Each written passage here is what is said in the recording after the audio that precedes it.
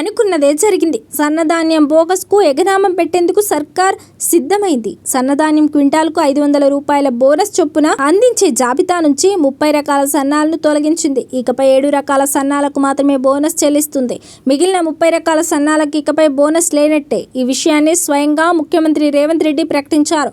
మంగళవారం ఆయన వ్యవసాయ శాఖపై MCRHRDలో సమీక్ష నిర్వహించారు. ఈ సందర్భంగా సీఎం రేవంత్ రెడ్డి మాట్లాడుతూ సన్న ధాన్యానికి బోనస్ ఇస్తున్న నేపథ్యంలో 7 రకాల సన్నవరి విత్తనాలను అందుబాటులో ఉంచాలని అధికారులను ఆదేశించారు.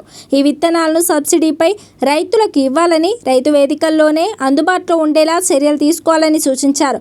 సన్నవడ్లు పండించే రైతుల పూర్తి డేటా సేకరించాలని, ధాన్యం దిగుబడిపై వ్యవసాయ శాఖకు సంపూర్ణ అవగాహన ఉండాలని స్పష్టం చేశారు. తద్వారా 30 రకాల సన్నాలకు బోనస్ ఇచ్చేది లేదని తేల్చి చెప్పారు. వాస్తవానికి కాంగ్రెస్ సర్కార్ 37 రకాల సన్నవడ్లకు క్వింటాల్కు 500 రూపాయల చొప్పున బోనస్ ఇవ్వాలని 2024లో నిర్ణయించింది. క్రమంగా సన్నధాన్యం ఉత్పత్తి పెరగడం, ప్రభుత్వంపై ఆర్థిక భారం పెరిగిపోతుండడంతో సన్న రకాలకు కోత పెట్టాలని భావించినట్టు తెలిసింది.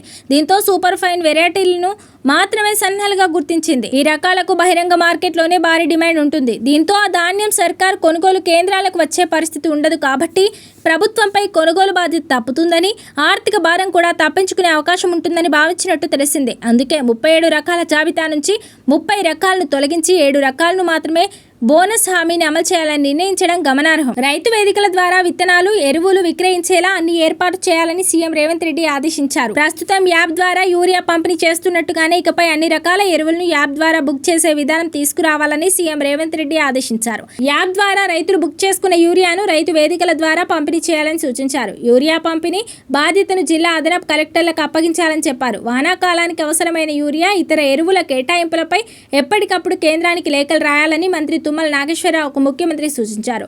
రామగుండం ఎరువుల కర్మాగారంలో ఉత్పత్తి అయ్యే ఎరువులు అత్యధికంగా తెలంగాణకే కేటాయించేలా కేంద్రంపై ఒత్తిడి తీసుకురావాలని చెప్పారు. రాష్ట్రంలో ఎరువుల పరిస్థితిపై అన్ని పార్టీల ఎంపీలతో సమావేశం నిర్వహించి వాస్తవ పరిస్థితిని వివరించాలని సూచించారు. అవసరమైతే మంత్రులు, ఎంపీల బృందం ఢిల్లీకి వెళ్లి కేంద్రానికి విజ్ఞప్తి చేయాలని చెప్పారు.